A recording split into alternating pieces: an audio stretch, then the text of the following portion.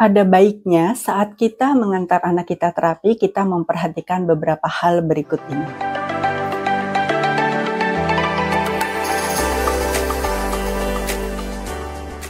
Assalamualaikum warahmatullahi wabarakatuh. Bertemu lagi dengan kami, Yayasan Aurika di Surabaya.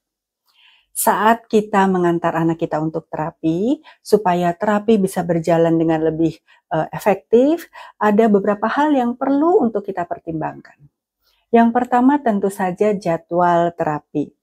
Pastikan kalau pada di jadwal terapi tersebut, waktu kita memang sedang kosong sebelum dan sesudah jadwal terapi. Jadi kita tidak terburu-buru. Misalnya kita terapi jam 9, kemudian kita ada janji jam 11 dengan orang lain, itu seringkali kita tidak bisa fokus karena kita harus segera ke tempat yang lain sesaat setelah terapi itu berakhir. Akhirnya kalau ada yang ingin kita tanyakan, kita diskusikan dengan terapi, kita juga tidak punya waktu yang longgar. Jadi, siapkan waktu yang memang kita bisa fokus untuk menemani anak terapi. Kemudian yang harus diperhatikan adalah kondisi anak tentu saja. Pastikan anak sedang dalam kondisi yang kenyang, kemudian tidurnya cukup, supaya dia bisa fokus saat terapi. Kalau anak sedang dalam kondisi yang tidak sehat atau kurang sehat, ada baiknya kita menghubungi terapis sebelum jadwal terapi. Jika memungkinkan, kita bisa meminta diatur ulang jadwalnya, sehingga anak kita benar-benar dalam kondisi yang sehat. Kemudian yang ketiga, tentu saja kita juga harus memastikan bahwa diri kita sendiri yang mengantar ini juga sedang dalam kondisi yang baik-baik saja, yang sehat. Kalau di dalam terapi, terutama terapi auditori verbal, terapi mendengar, orang tua harus hadir di setiap sesi terapi. Nah, kalau kondisi anak atau kondisi kita sedang kurang sehat, tentu saja ini akan mengganggu jalannya terapi. Mungkin anak kita kondisinya sehat, cukup tidur, tidak lapar, tetapi kalau kitanya juga sedang sakit atau sedang kurang enak badan, kita tidak bisa mengikuti dengan penuh sesi terapi tersebut. Dan yang keempat adalah jangan lupa bawa catatan.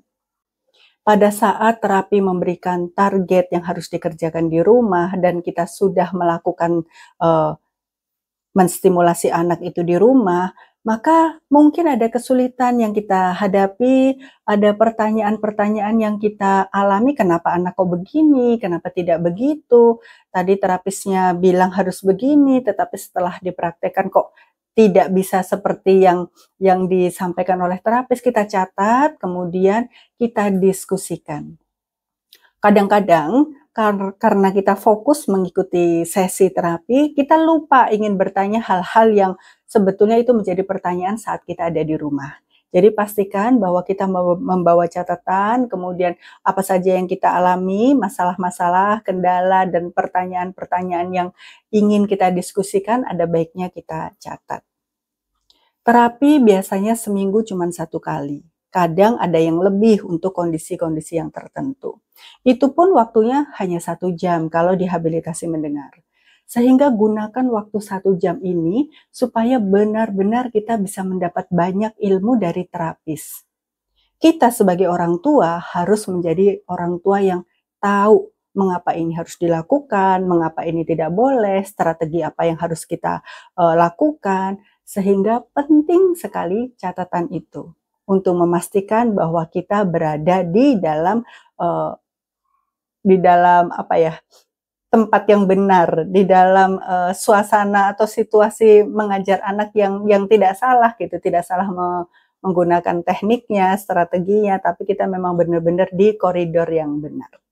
Selamat mencoba. Assalamualaikum warahmatullahi wabarakatuh.